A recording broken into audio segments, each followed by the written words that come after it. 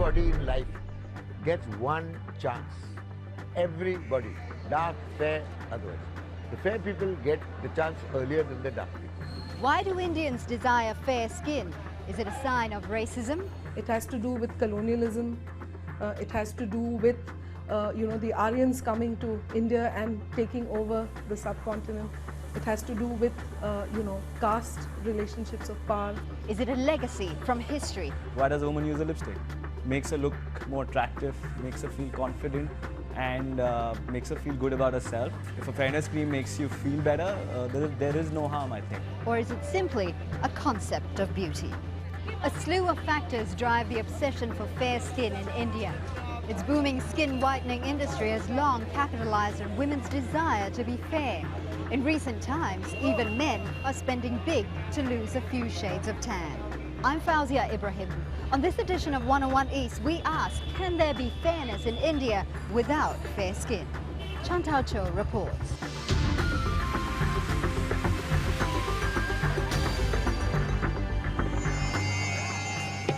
India, a nation of more than 1 billion people with a rich variety of culture and tradition. But many people across the country have one thing in common: the desire for fair skin. It's a value that the mass media promotes widely, perpetuating the idea that fair is lovely. In Bollywood films that pull in the crowds, female stars almost always have fair skin. Even dark parts of this country, like South India, even they prefer the fair girls. As a matter of fact, the darker you are in an area that you live in, the fairer your aspiration is.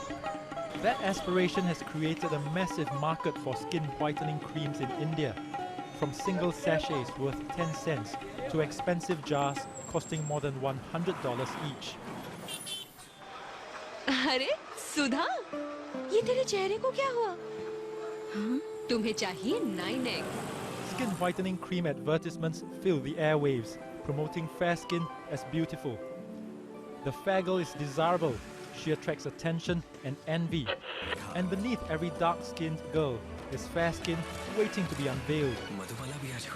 But increasingly, ads like these raise the question: Fair and lovely. are they unfair and ugly? I think it marginalizes other forms of appearance. Women who are not fair, for instance, are made to feel inferior. It begins to govern, the way people look at themselves. Someone who's dark in this society might find it difficult to have a positive self-image.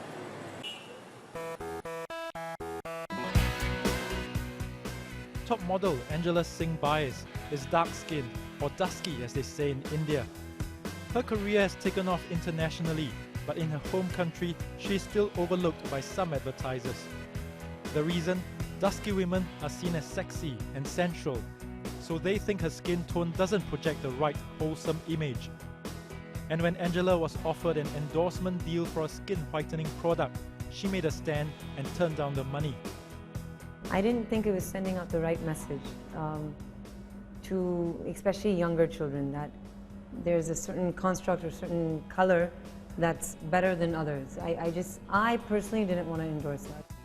You can sit there and really be angry at this whole dusky versus fair, or that's just not the look they're looking for, and that's it. That's part and parcel of the industry. It's true that till about very recently, dark-skinned women didn't make the cover of many magazines.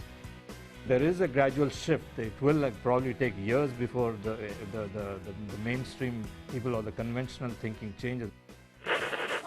To connect with the masses, advertisements need to have broad appeal. Prahlad Kaka, a leading ad director and social commentator, refuses to produce any whitening cream ads. And he says he doesn't cast talent based on their skin tone.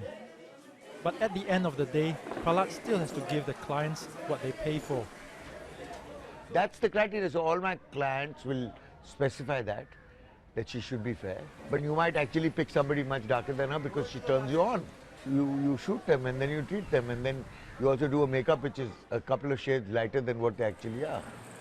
For 3 decades, Fair and Lovely, manufactured by Hindustan Unilever, has been the leading women's fairness cream in India. अगर कोई film star stage पे होता The company's advertising showed dejected women with dark skin snubbed by men or employers. But after using the cream, they find love or glamorous jobs. The ads seem to touch a raw nerve.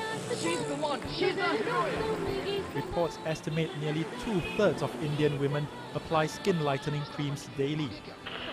The ads show that there is actually this fairness that is trapped inside you, and you need the fairness cream to sort of peel off all the layers and to release this new fair you. So I think they're very insidious, and they kind of play on a lot of anxieties that women have about their complexions. Insidious or not, it's a message that sells. India's skin lightening cream market is booming, growing almost 18% a year. Market research group AC Nielsen estimates that growth this year will hit 25%, with Indian consumers spending almost $500 million on products and services to make themselves fairer. Surveys show they do not just attract female customers. More and more men use fairness creams as well. The men's are more inquisitive to know what is better than them than the women's, as I see nowadays. Like, they want to know which is the best for them, and they don't see the cost.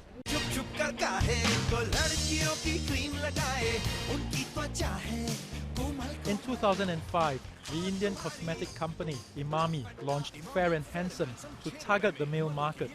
It engaged Bollywood superstar Shah Rukh Khan to endorse it. Sales figures skyrocketed, growing 45% each year, and Emami became the market leader in men's fairness creams. But it also brought about a renewed wave of controversy. Emami Fair and Handsome, दुनिया की #1 fairness cream for men, अब 6 रुपए. Fairness creams is a part of that entire package. So today, both for men and women, increasingly looking a particular way or behaving a particular way or owning something is tied up with the idea of being a worthwhile human being. But Emami director Mohan Goenka disagrees. It's all about meeting the inherent needs of the consumers. There is no racism. Why does anyone want to get tanned in Europe? Entire Southeast Asia, you go to China, you go to Malaysia, Indonesia, Thailand or Korea, it's all whitening creams. So if you feel nicer, some people in India also want to get tanned. So what do you say that? You can create controversy out of anything. Alongside Shah Rukh Khan, Emami also hired actor Nakul Mehta for his Fair and Handsome cream ads. He says although he doesn't use fairness creams himself, actors in such ads get an unnecessary beating from critics. At the end of the day, an actor is also someone who's earning his bread and butter, and he goes out and does things which of course he must believe in. Emami Fair and Handsome. But just because a Shah Rukh Khan says that buy a fairness cream, that doesn't mean we should get morality involved. At times in Nakul's career, being fair has even worked against him. Roles do get limited because, just because I'm fair, the first thing you'd be thought of is in a romantic film. But as an actor, I want to sort of expand, myself and not just play that. I want to play stuff which is an edgy guy, someone who has grey shades. This indie experimental film allowed Nakul to do exactly that. But he doesn't expect the change to come anytime soon in India's mainstream film industry. All the negative roles will go to someone who looks slightly darker, slightly edgier, which I personally don't agree with, but that's how our industry functions. It comes from the society. As a society, I think, we all love the fair skin. And that's apparent in how it is common to see Bollywood dance sets where the Indian hero is complemented by a bevy of seductive white women. The media draws on what is already there in society in terms of what people aspire for in terms of beauty and fairness. But it certainly amplifies that. It's not going to go away, and I certainly don't think that, either banning fairness creams or trying to regulate ads is going to do a great deal to change things. I think where we need to change things is to create debate and discussion in society. The debate continues after the break. We'll look at how a fair-skinned Indian girl is determined to get even fairer. I knew I am fair, but then this tone irritates. You know, whenever I look into the mirror, I think I've become dark. We visit a beauty parlor in South Asia's biggest slum. 90% of my customers are here for skin whitening. These days, people want to be fair even if they are poor. And we'll look at how skin whitening works and some of the hidden dangers. Stay with 101 East.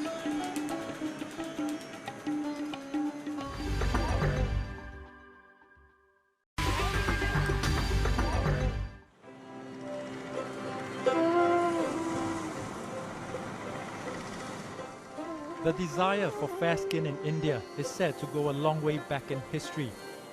The age-old caste system created a hierarchy of social classes. Fair skin was associated with Brahmins and aristocracy, people who didn't do menial labor.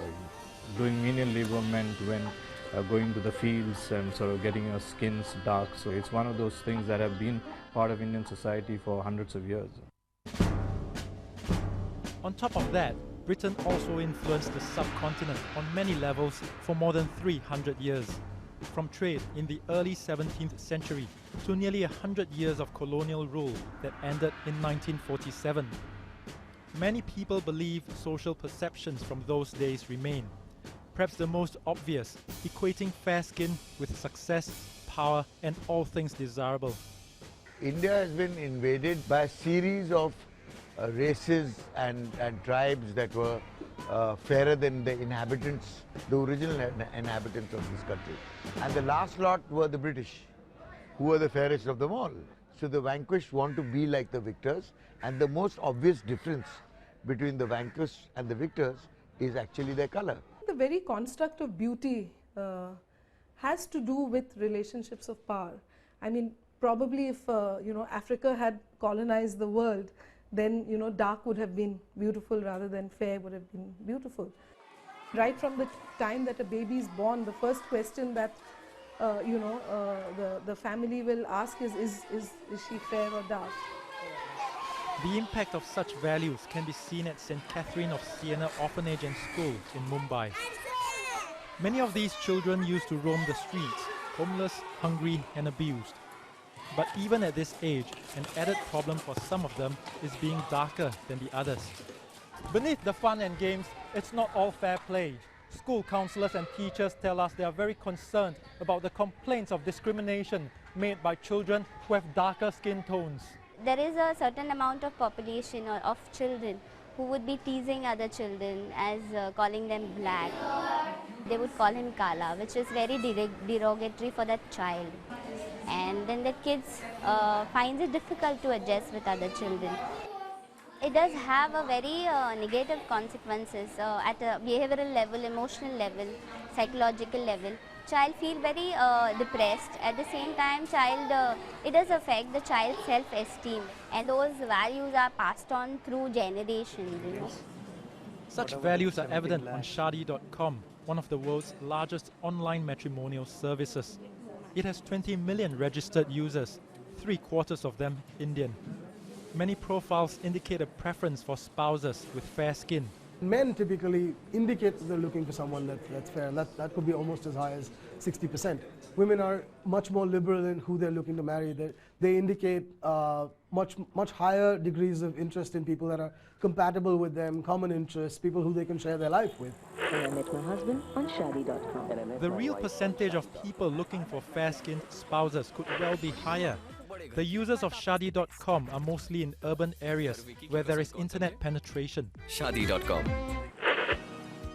Newspapers reach out to greater numbers across India, and their matrimonial pages are full of ads using one's fair skin as a selling point.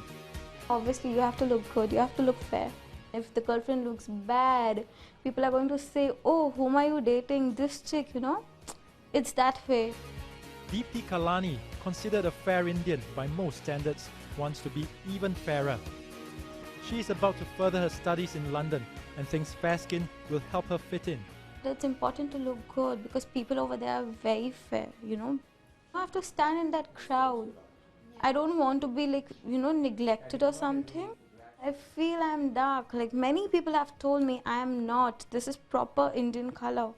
But then I feel no, I've become darker, you know, gradually while traveling and going out in the sun and not taking proper care. We joined Deepti on a visit to a dermatologist for a consultation on skin lightening treatments. There is no medical condition responsible for this extra color that you're worried about. So my interpretation is that you only have a bit of tanning of skin. Yeah. All right. Dr. Sushil Tahiliani recommends that Deepti use creams to return to her original shade and maintain it by applying sunblock. I'm going to look at your eyes. He says it's not just sun exposure that darkens complexion. It also happens when skin is sensitive to certain types of medicine, cosmetics and fragrances. Add to the pigmentation on your skin. Along with creams, Dr. Sushil's clinic offers 3 other ways of skin lightening: microdermabrasion, also known as skin polishing, chemical peels and laser toning. But he warns there are hidden dangers when practitioners are not properly trained. You could land up getting darker than normal color, or you could land up losing all your color. You could also see some cases where you see some secondary infection happening and patient getting pus boils. I have seen cases where people have come with scarring on the skin and those scars are permanent. So this is a result of over-enthusiastic peels or peels which are done by people who are not properly qualified, or using products which are made locally with not very good quality control. Now men want all grooming products. Quality control is something Emami, the makers of Fair and Handsome, insist is a priority. More or less they are tested before they are launched, and on large scale. So on all skin types these creams work. That's how they come to the market. But there are always sensitive skins, you know. So maybe some ingredient may react on someone, but that doesn't mean that the creams have side effects. Emami Fair and Handsome. Most skin whitening creams are said to work by suppressing the production of melanin, the pigments responsible for dark color in the skin. Their ingredients include vitamins and sunscreen. If you are exposed to sun or some ultraviolet rays, these ingredients basically disperse those melanin and you look whiter. There are no properly formulated studies to prove that they are effective. Probably they are working on human mind's weakness to look fairer and to have evenly toned, smooth, fair skin. And despite what the TV commercials show, the public is reminded to be realistic. So these fairness creams can get you to your original color. So how you were born, nothing beyond that.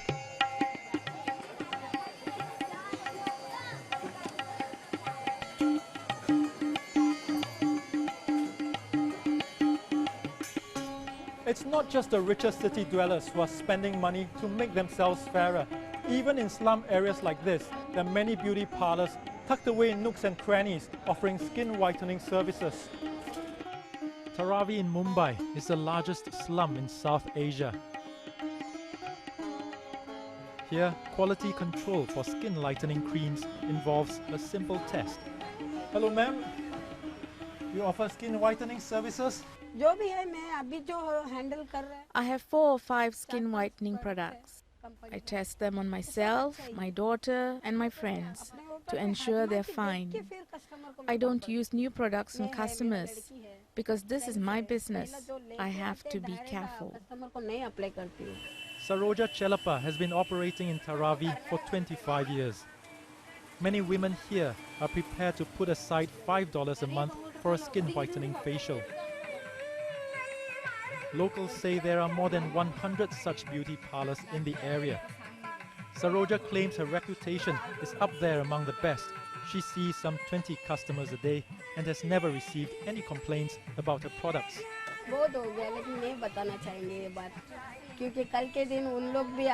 There are a lot of other parlors where things go wrong, but there's no point naming and shaming them because they're just making a living. If something goes wrong with my product tomorrow, I don't want them to badmouth me either.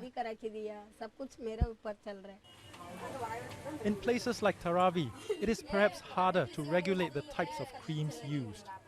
The main concern is some of them may contain excessive doses of bleaching chemicals that destroy pigment-producing cells, causing the skin to lose its color.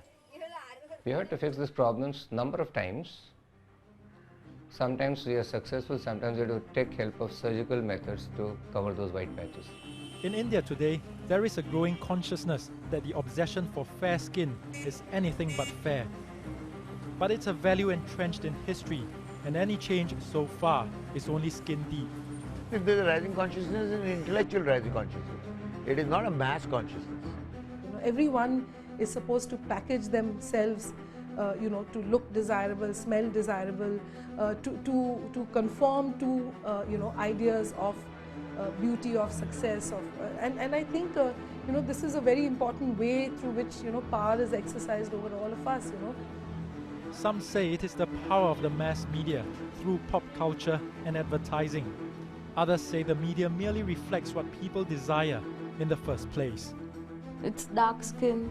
I don't want that. I do feel like India has a colonial hangover. So a part of it is racial overtone, but my biggest concern is the message is sending younger children who are not yet fully developed to make a sort of well-educated decision. With the skin color divide, it's bad versus good. And it's no pun, but it's not that black and white.